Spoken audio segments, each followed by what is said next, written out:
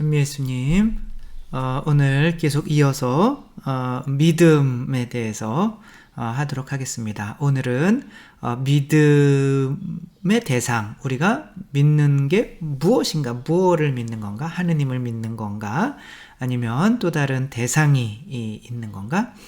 그 다음에는 또 믿으면 하면 되겠죠. 네, 하도록 하겠습니다. 성부와 성자와 성령의 이름으로 아멘. 어떻게 보면 지금까지 했던 거 이렇게 종합하는 거라고 할 수가 있겠죠. 네, 150항부터 보면 믿음의 대상이 나와요. 내가 누구를 믿는 건가? 믿음의 대상. 그래서 하느님만을 믿음. 근데 우리가 여기서 하느님을 믿는다고 하는 거는 조금 그냥 나는 부모님을 믿어.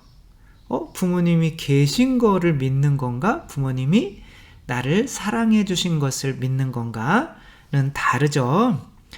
부모님이 분명히 있지만 부모님의 사랑을 받지 못해서 늑대에게 키워졌다? 그러면 분명히 부모님은 인간이지만 이 아이의 믿음은 나는 늑대야 라는 믿음을 갖게 되는 거죠. 그러니까 믿음의 대상에서 하느님을 믿는다는 것은 곧 뭐를 믿는 거냐면 하느님의 자비를 믿는 거죠. 하느님은 사랑이시라는 것을 믿는 거죠. 우리가 하느님 에덴 동산에서 아담과 하와가 하느님이 계시지 않구나. 그래서 쫓겨났어요. 하느님이 계신 거를 알면서도 쫓겨났어요. 하느님이 계신 것을 알면서도 쫓겨날 수밖에 없었죠. 왜? 뭘 못 믿었기 때문에. 하느님께서는 자비로우시다는 것을 못 믿었기 때문에 쫓겨난 거죠. 하느님의 존재를 믿는 게 아니에요. 우리는 하느님의 존재를 넘어서서 하느님의 자비를 믿는 겁니다. 하느님은 자비로우시다는 거. 그래서 아담아 너 어디 있느냐 이렇게 하느님께서 부르실 때 아담이 네 여기 있습니다. 그리고 여기 사과 이렇게 따먹다 목에 걸려가지고 여기 이제 목젖이 이렇게 있으면서 달랑달랑 하면서 여기 있습니다. 이렇게 나타나야 되거든요. 그렇게 나타나면 하느님께서 너 뭐 드셨냐? 그러면 그 선악과 따먹지 말라는 거 먹었는데요. 죄송합니다. 그러면 끝나는 거잖아요.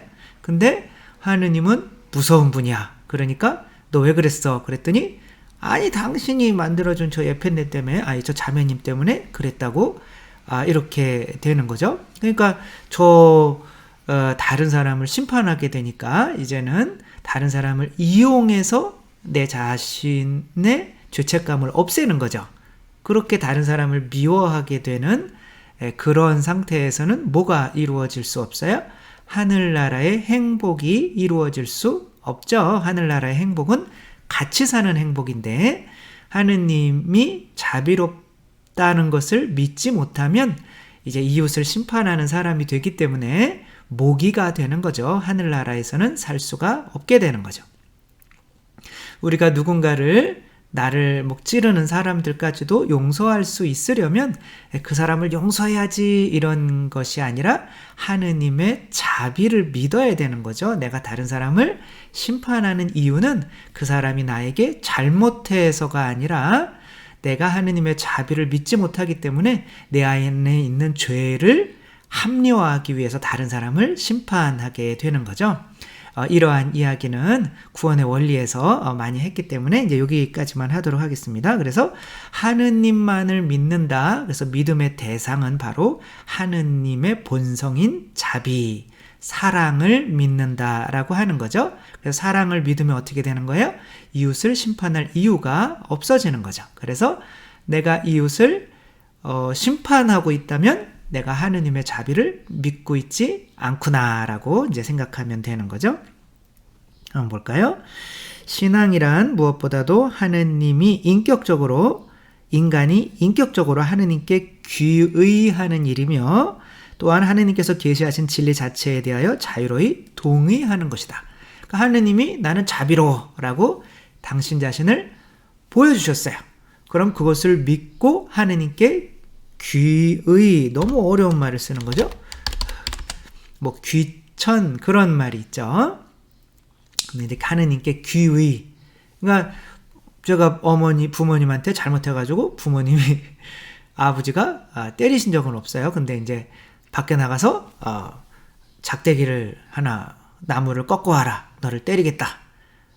그랬더니 아버지께 돌아가고 싶어요.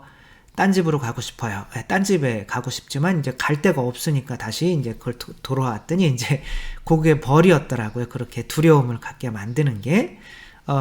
그런 것처럼 하느님께 귀의하려면 하느님이 자비로운 분이라고 느껴야지, 무서운 분이라고 느끼면 어떻게 돼요? 하느님 나라에 가도 하느님은 안 계셨으면 좋겠다, 이런 마음이 들죠. 하느님이 안 계신 곳은 지옥이 되는 거죠. 그렇게 하기 위해서, 그러면 이게 하느님 아버지는 사랑이시다, 그런 건데, 그럼 아들을 믿는다는 것은 무엇인가? 그러니까 151항이거든요. 그러니까 아들을 믿는다는 것은 하느님께서 자비로우시다는 뭘 믿는 거예요? 아드님을 믿는다는 것은 하느님이 사랑이시라는 진리를 믿는다는 거죠. 예수님께서는 이것을 알려주러 이 세상에 오신 거죠. 그렇죠? 그래서 하느님께서는 이 세상을 너무나 사랑하신 나머지 당신의 외아드님을 내주셨는데 누구든지 그를 믿는 이들은 멸망하지 않고 영원한 생명을 얻게 하셨다. 그러니까 예수님이 내어주신 이유가 뭐예요? 내가 너희 사랑한다는 것을 보여주라는 거죠. 하나의 계신 거죠. 그렇죠? 알려주지 않으면, 근데 이제 부모님이, 그러니까 예수님은 사랑의 모범을 보여주고 가신 거죠. 이 세상에서. 근데 부모님이 우리를 사랑하신다면 정말 모범을 보여줘야 되는 거잖아요. 보여주지 않으면, 그리고 그것을 배우지 않으면 하느님께서 사랑이시라는 것을 믿을 수가 없는 거죠. 예를 들면 한 청년이 레코드 가게에서 이제 열심히 일을 하고 있었어요. 저처럼 잘생겼어요. 근데 저를 좋아하는, 그 남자를 좋아하는 여자가 이제 맨날 이렇게 오는 거죠. 어머, 저 오빠 잘생겼다, 그러면서. 근데 이제 그러면 이제 들어와서 뻘쭘하니까 레코드를 하나씩 사가는 거야. 근데 이 오빠도 이 언니가 너무 괜찮은 거죠. 그래서 말도 좀 시켜보면서 이름이 뭡니까? 뭐 이렇게 하면서 이제 편지를 적어서 다음에는 그 레코드를 살 때 그 레코드 안에다가 이렇게 낀 거 가지고 그 편지를 넣어서 이렇게 준 거죠. 근데 이제 이 여인이 이제 한 1, 2년 지나서 자살은 아니지만 죽었어요. 근데 친구가 보니까 레코드가 막 엄청 집에 쌓여 있는데 이 친구는 이 여자는 레코드가 없어요. 레코드 판을 들을 레코드가 없어요. 그냥 사러 간 거죠. 그러니까 이 레코드를 열어보지를 않은 거죠. 그 안에 당신 사랑합니다, 좀 한번 나랑 데이트 한번 해주세요 라고 편지들이 막 여러 개 이렇게 들어있는데도 그걸 열어보지 않은 거죠. 그러니까 이 여자는 좋아하기만 하고 이 남자가 자기를 좋아하는다는 이 편지를 받지는 못한 거죠. 마찬가지로 하느님께서도 당신 아드님을 이 세상에 보내주시지 않으셨다면 인간들이 어떻게 하느님이 우리를 사랑하시는지를 알 수가 있겠어요. 그렇죠? 사랑은 뭔가를 줘야죠. 주는 걸 통해서 그거를 받으면 사랑하는구나 라는 걸 알 수 있는 거지. 맨날 눈만 이렇게 찡긋하고 있고 사랑해, 그리고 이제 일도 안 나가고 계속 잠만 자면서 눈 찡긋하며 사랑해, 그러면 눈을 확 이렇게 해버릴 수가, 그건 아니죠. 그래서 예수님께서 아들을 믿는다는 것은 아버지께서 그 아드님을 통하여 당신이 우리를 사랑하신다는 것을 보여주셨다는 것을 믿는 거죠. 그래서 그분께서는 아버지를 본 분이시기 때문에 아버지를 알고 아버지를 보여주실 수 있는 유일한 분이시다. 그러니까 아버지를 보여주시러 온 거예요. 아버지의 사랑을 보여주시러 온 거죠. 그럼 성령은 뭐냐? 성령을 믿는다는 것은 성령을 믿는 건 아버지께서 당신 사랑을 증명하기 위해서 주신 아버지의 선물을 믿는다는 거죠. 그러니까 선물을 줬어요. 근데 못 믿어요. 속이는 거 아니야 이거? 누가 나를 사랑해서 1억을 줬어요. 돈을 줬죠? 그 돈을 줬는데 그게 이거 내 장기 팔아먹으려고 하는 거 아니야? 이렇게 되면 그 사람이 이렇게 좋은 선물을 주고 맨날 하면서 정말 이 정도 됐으면, 이 정도 줬으면은 나를 믿어주겠지? 라고 했는데 당신이 이 선물 무슨 다른 의도 있어서 준 거 아니야? 그래서 결혼합시다 그랬더니 너 혼자 해라. 뭐 이렇게 되면 안 되는 거죠. 그러니까 성령을 믿는다는 거는 하느님께서 우리에게 주시는 이 선물이 사랑임을 믿는 거죠. 제가 어렸을 때 그냥 부모님이 내 엄마가 주워온 엄마가 주워온 건 아니지만 엄마가 나를 주워온 거죠. 그래가지고 그렇게 가만히 이렇게 보는 거죠. 그리고 맨날 라면만 끓여주고 하니까 그것도 라면도 먹기 싫다고 그러니까 젓가락 그럼 놔. 그래가지고 또 자존심이 있어서 젓가락 놓고 그냥 자가지고 배고파 죽는 줄 알았잖아요. 근데 이제 그렇게 있을 때 어머니 아버지가 이제 저를 위해서 이 라면이라도 하나 사기 위해서 고생한 이 손발에 이 굳은 살을 이렇게 보면서 이 라면도 이분들의 살과 피구나. 나에게 주시는 라면도 라는 것을 느끼는 거죠. 이 선물을 믿게 되면 드디어 부모님께서 나를 사랑하신다는 것을 믿게 되는 거죠.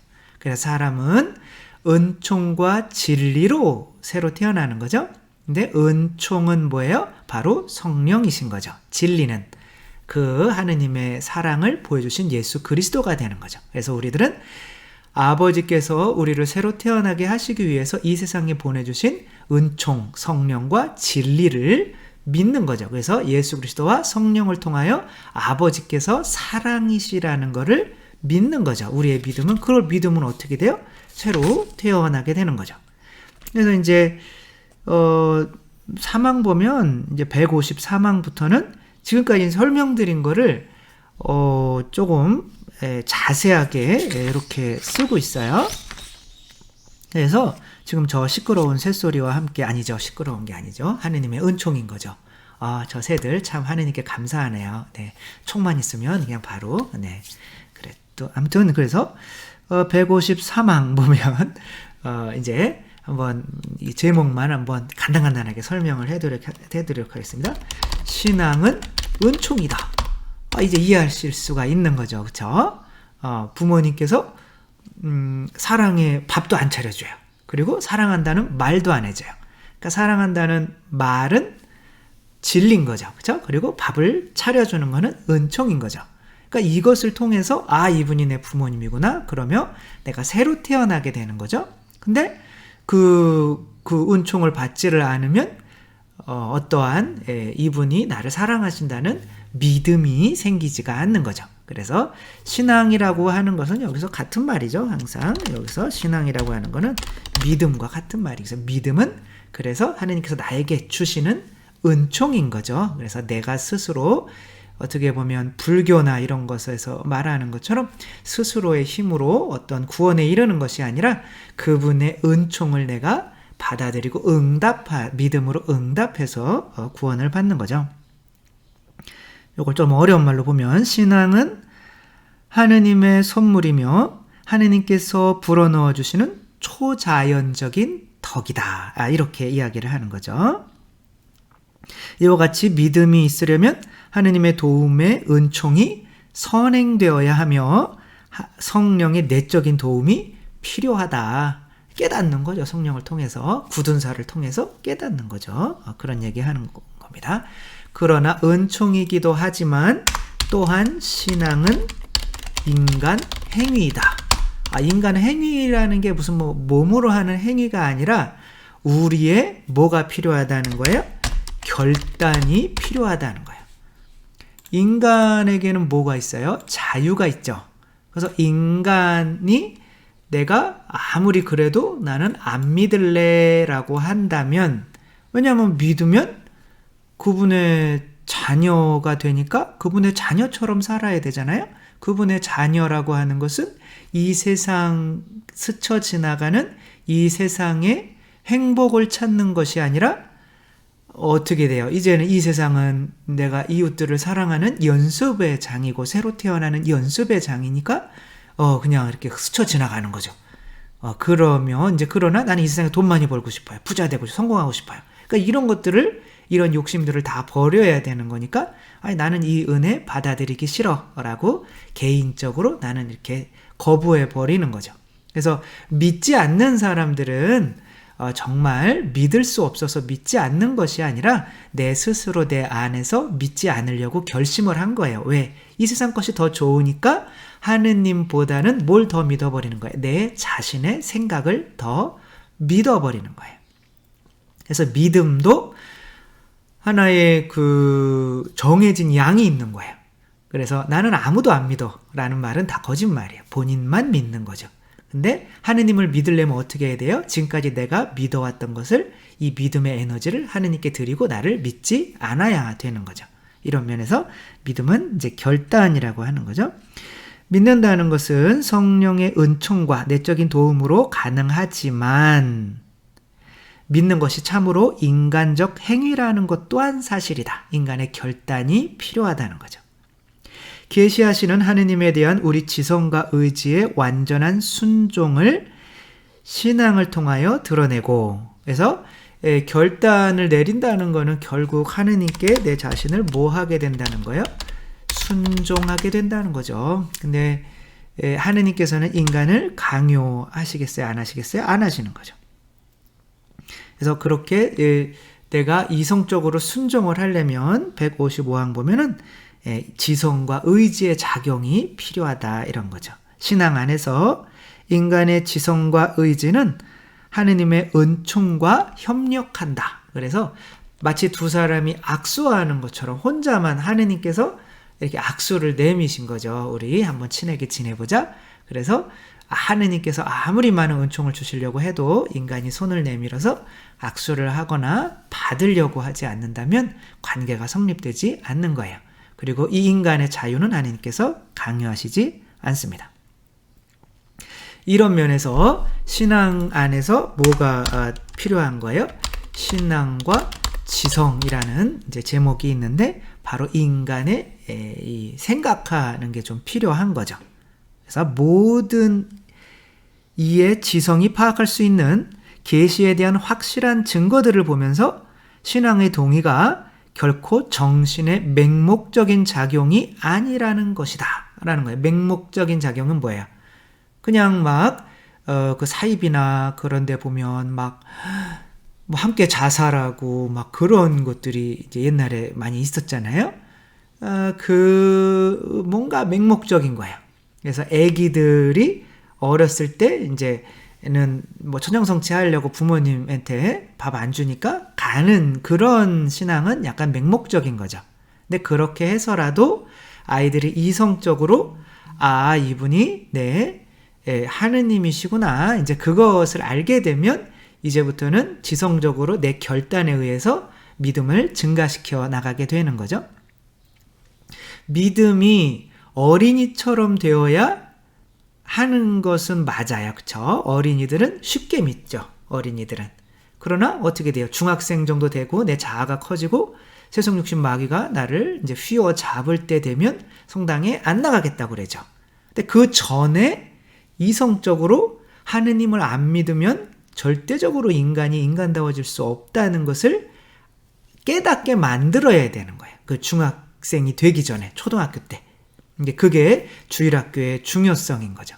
그렇게 되면 고등학교에 가더라도 절대로 이거를 저도 이제 막 학교에서 고3 때는 주일에 안 보내줘서 가방을 집어던지고 신부님 될 생각은 없었거든요. 그러나 뭔가 주일 미사는 해야 된다는 것을 이성적으로 알고 탈출을 매번 감행을 했고 주일마다 감행을 했는데 한 번도 안 걸렸다는 거 그것이 굉장한 큰 기쁨이 돼서는 안 되는 건데 아무튼 그렇다는 얘기인 거죠.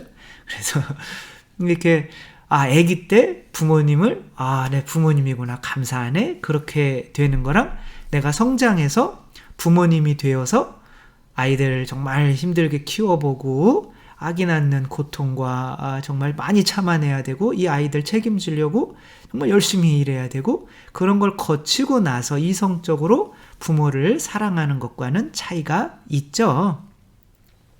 분명히 신앙은 부모로부터 받는 그 은총에 의한 거지만 그 은총을 내가 이성적으로 성숙시켜 가면서 더 큰 믿음에, 더 성숙된 믿음에 도달하게 되는 거죠.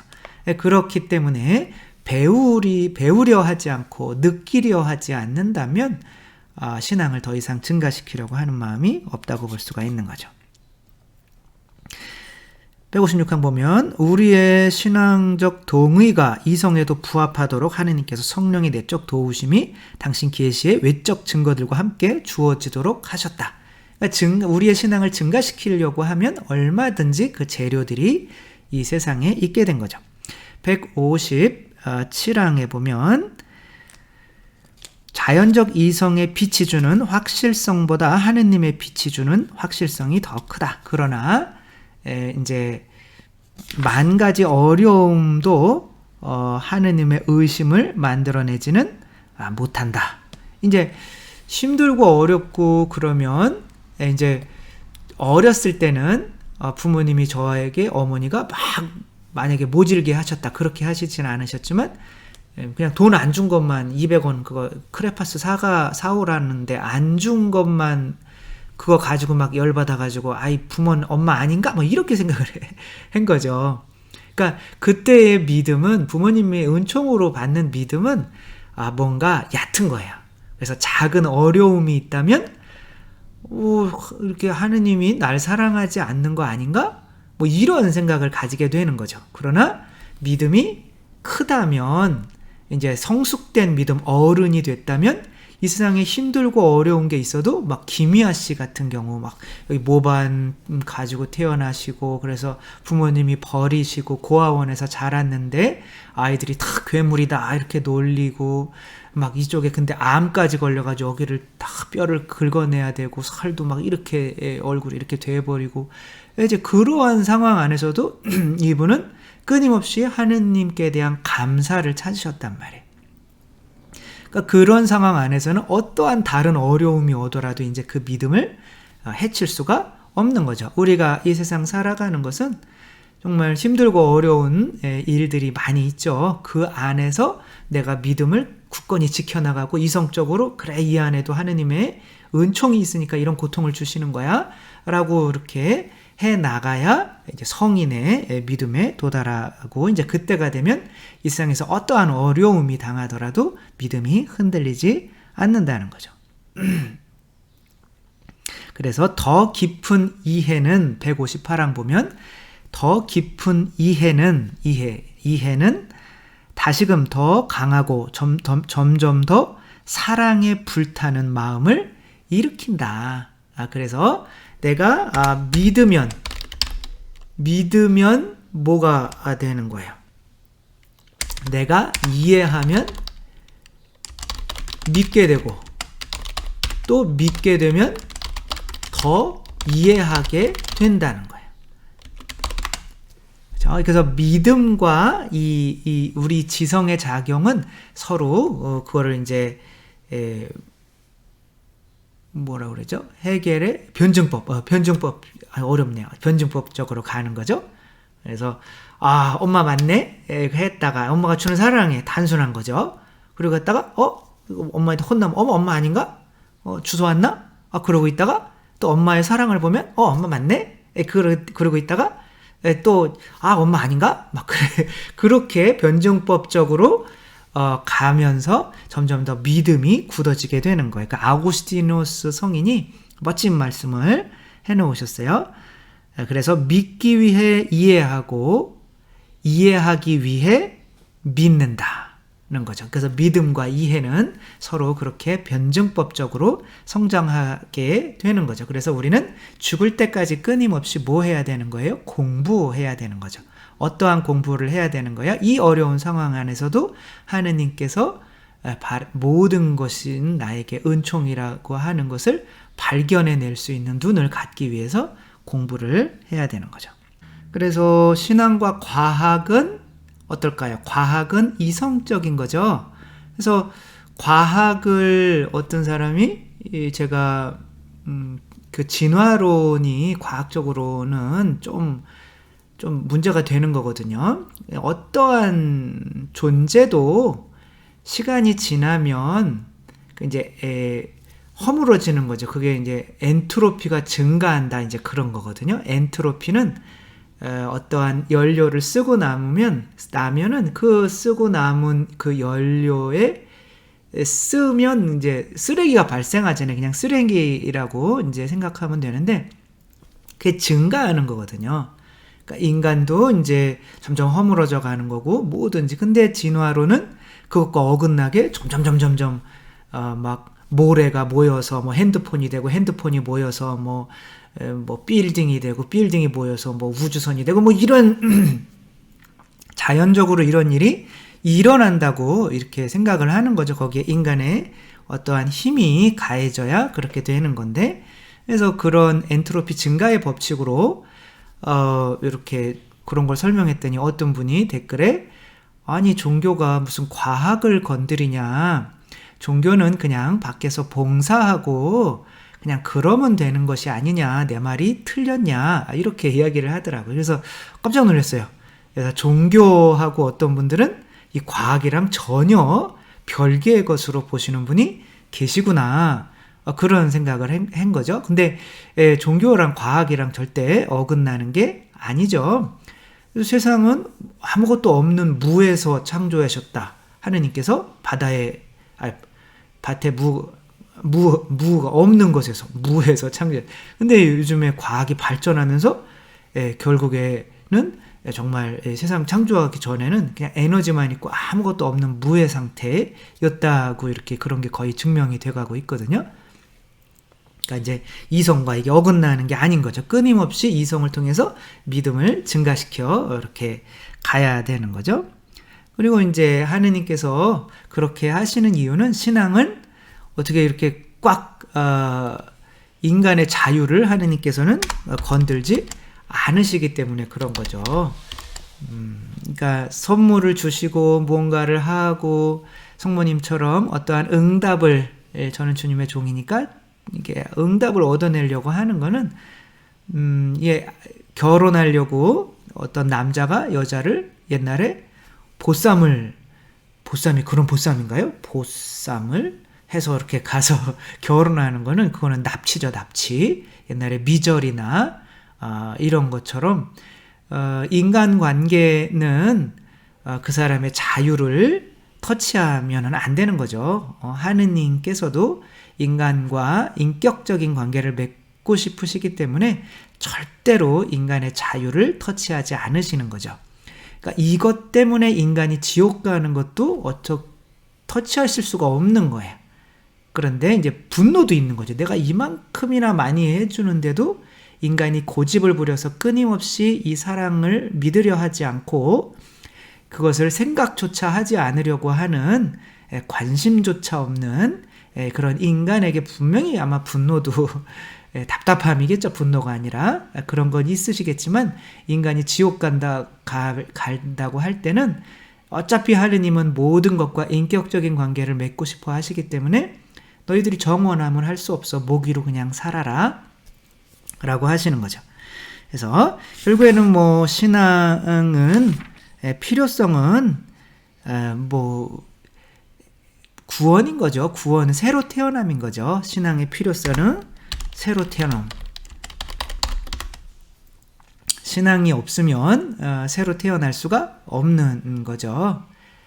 신앙이 이제 아기가 부모님으로부터 받는 사랑과 진리, 가르침을 따라서 나 인간이구나, 그럼 두 발로 걸어야 되네, 부모님이 말씀하시는 말씀도 배워야지, 이렇게 하지 않으면 그냥 동물에게서 자라면 늑대처럼 되는 것처럼, 신앙이 부모님이 내 부모님이구나 라는 믿음이 없으면 인간도 하느님의 자녀로 새로 태어날 수가 없기 때문에, 모든 인간은 태어날 때 인간 상태는 목이에요. 다 돈 좋아하고 육체적인 쾌락 좋아하고 교만한 거 좋아하고, 요거 안에서는 모기밖에 될 수가 없고, 다른 사람을 괴롭히는 하느님의 자녀가 되어야 하늘나라 살 수가 있는데, 이제 그 믿음이 없으면 공동체 안에서의 가족의 행복을 함께 누릴 수 있는 그러한 수준이 안 되기 때문에 하늘나라를 차지할 수가 없기 때문에 뭐 신앙의 필요성은 구원인 거죠.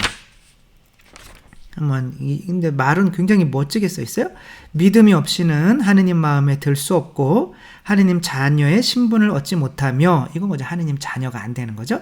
끝까지 견디지 않고서는 영원한 생명을 얻지 못한다 하는 거죠. 끝까지 견뎌야 되는 거예요. 왜? 신앙은 뭐니까? 신앙은 결국 싸움인 거죠.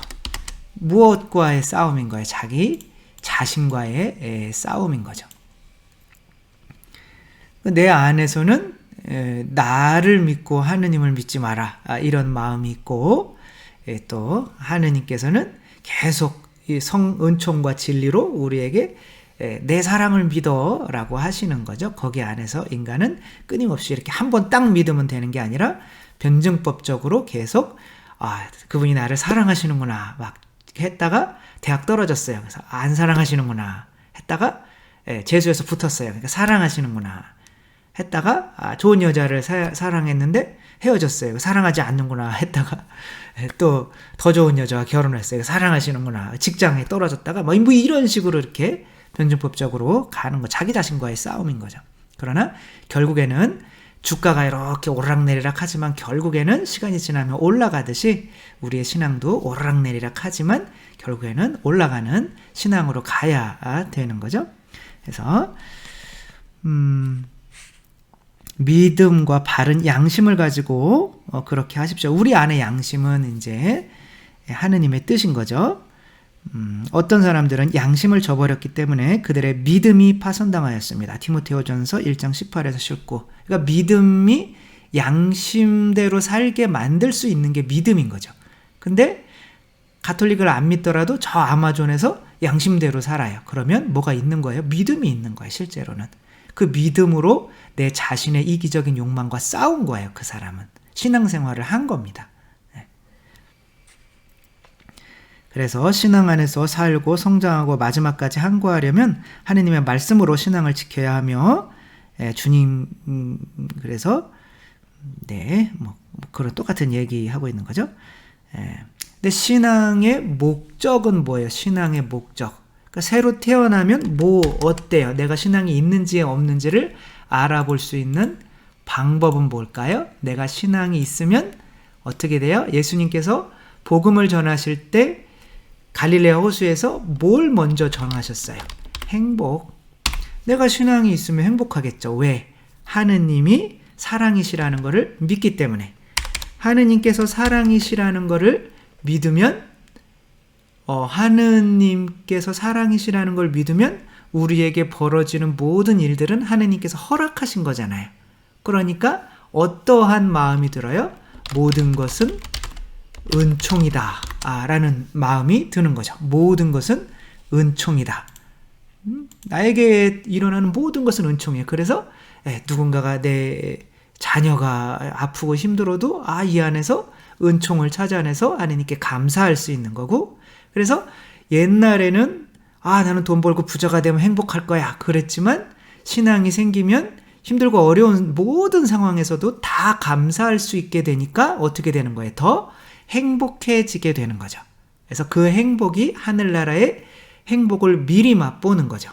그래서 우리들의 노력은 어떻게 되는 거예요? 모든 것 안에서 하느님께 감사할 수 있는 것을 찾아내는 거죠. 마치 밭에서 일하다가 보물을 발견하는 사람처럼 내 밭 안에, 내 일상 안에, 모든 것 안에 하느님께 감사할 거리가 반드시 있다라는 것을 찾아내는 연습을 하며 이 세상을 살아가는 게 믿음의 싸움인 거죠. 그런 의미에서 신앙은 이미 영원한 생명의 시작이다라고 하고 있는 거죠. 그래서 우리가 살아가는 세상은 흔히 신앙이 우리에게 보장해주는 것과는 거리가 멀어 보이기도 한다. 악과 고통, 불의와 죽음의 경험은 164항입니다. 기쁜 소식에 반대되는 것처럼 보이며 때로 신앙을 흔들리게 하고 유혹이 될 수도 있다. 그러나 나 자신과 싸워가는 게 힘든 거, 그 신앙인 거죠. 그래서 165항에 보면 신앙의 어두운 밤에까지 도달하였던 동정 마리아와 결국엔 신앙을 믿으면서 계속 어려움만 있어요. 그러나 당신 안에 보물이 있는 거죠. 예수 그리스도. 아, 하느님만이 보물이구나. 그러니까 아무리 힘들고 어렵고 내 자식이 십자가에 못 박혀서 처참한 죽음을 당해도 그분은 그 안에서도 감사를 찾아낼 수가 있는 거죠. 그래서 동정마리와 그 외에 많은 신앙인의 증인들을 바라보아야 한다. 그리고 그렇게 바라보는 목적은 하느님께서 우리를 사랑하셨다는 예수 그리스도를 바라봅니다. 이렇게 이제 끝맺고 있는 거죠. 그래서 결국에는 하느님께서 뭐라는 것을 우리가 믿는 거예요? 하느님은 사랑이시다.